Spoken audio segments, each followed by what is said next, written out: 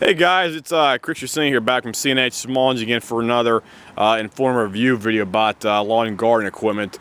The one I got in front of me right here is a Sears Craftsman lawn tractor. This is powered by a Kohler Pro 17 horsepower overhead valve engine on here. And my customer called me up here this past week over here, and he wanted the machine checked out by us. This guy had work done by us about four and a half years ago, back in 2012, and he has not had anything done to this machine in quite some time from that time period. And he called us up and told me on the phone that basically there was gasoline quote pouring out of the exhaust system underneath the engine, and he said he was cranking the machine, and there was just gasoline pouring all down by the muffler assembly and stuff like that. And he wanted it checked out, so he called us up, and we came up and picked up his machine up in Monroeville, PA, because he's about 20-25 minutes from us here down in White Oak. And we checked it out over here this today on here.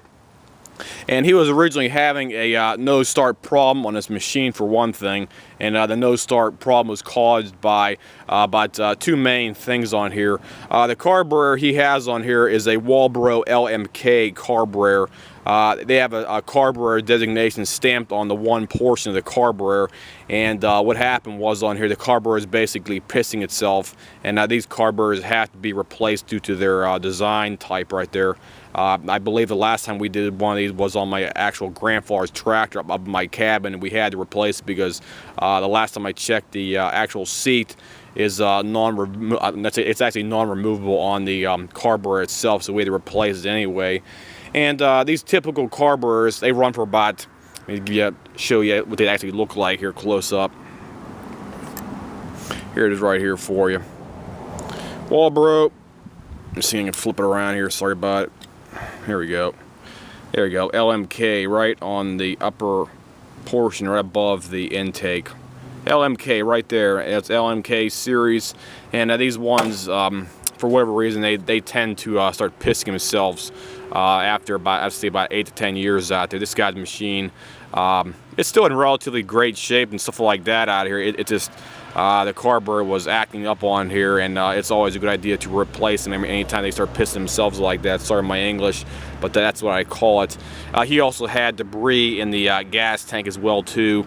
The gas tank did have some small particles in there. The fuel filter caught most of it, but the actual carb bowl did have some debris down inside there, so these fuel fillers do not stop every single particle out there, to say the least.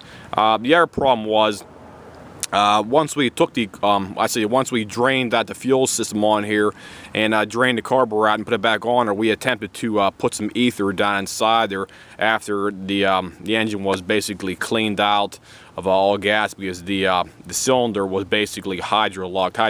Hydrolocking is caused by gasoline being put in the actual combustion chamber, and the engine cannot compress a liquid. Basically, it can only compress a actual gaseous mixture. It cannot compress an actual liquid, and if you try to compress it, it'll either break the valves or pistons or something else and stuff like that, and you cannot do that.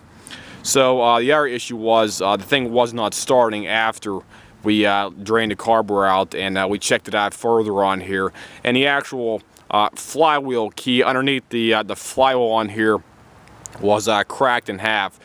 These Kohler Command, well, this one right here, it's a Kohler Pro engine, I should say, sorry about that. They have a steel flywheel key in here, and this thing was knocked out, I'd say about maybe about probably about 20-25 degrees timing on here, so the thing was knocked out of position, and it was also popping and backfiring through the carburetor because the time was not set properly. And we ran into that problem on about, I'd say, about 2 or 3 machines here in the past couple of years. The first one was a Cub Cadet. It had a dual, I'm going to call a dual piston, about 24 horsepower, I believe.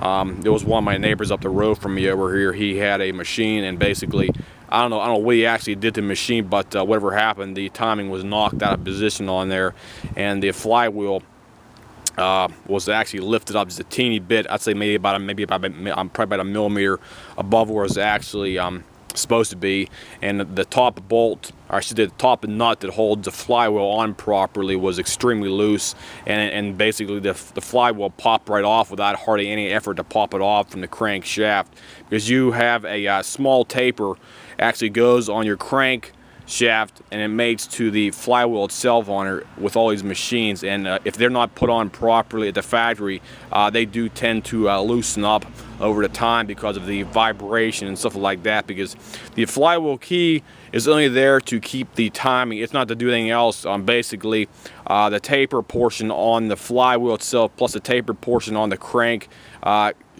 actual crankshaft coming up and mating with the flywheel is what keeps the flywheel together and keeps the force down on it for that. Plus, you have to torque it up to a certain PSI in order to keep it running at this specific what I call it, just keep it together, the whole thing together, I should say. Sorry about that, but they don't actually have in their way they made them to the service center for that, other than having two taper pieces, one on the flywheel and one on the upper crank case as well too. So the timing is only set by the actual key in there, and that's basically all it does.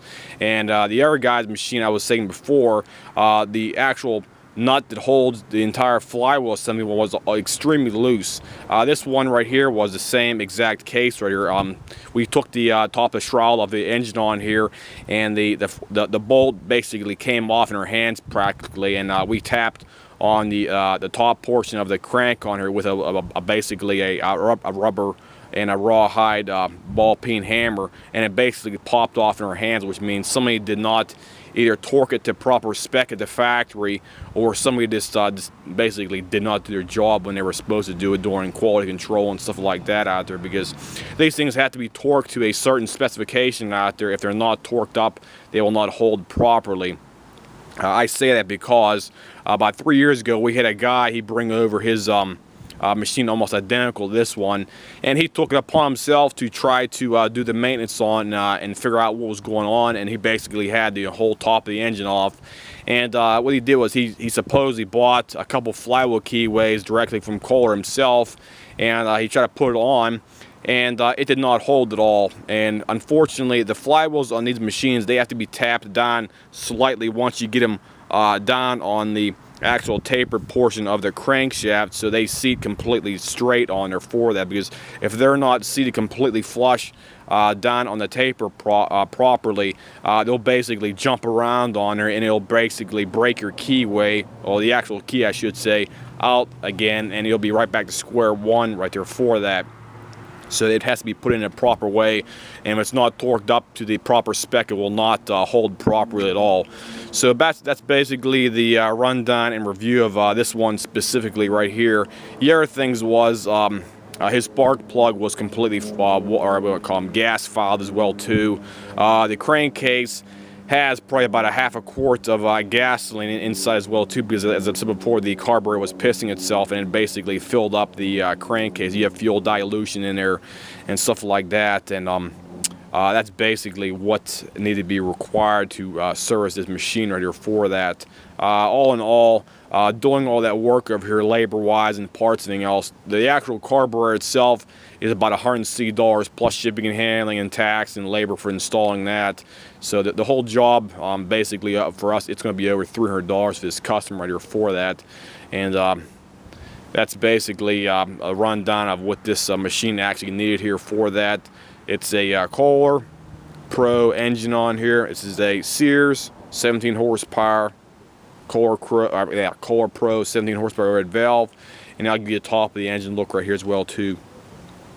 There you go, Kohler Pro 17 horsepower overhead valve, cast cylinder, hydraulic valves on here, and I'll even give you a close-up of what the engine looks like on the identification tag right here for you guys, so you can see what I'm actually talking about here. There you go, right there. So get this thing zoomed in for you guys. So if anybody has any questions, comments, whatnot about this machine here, just drop me a message here on my page, and I'll try to answer any like technical questions and stuff like that about this machine, guys. So I'll see you guys. Have a nice day.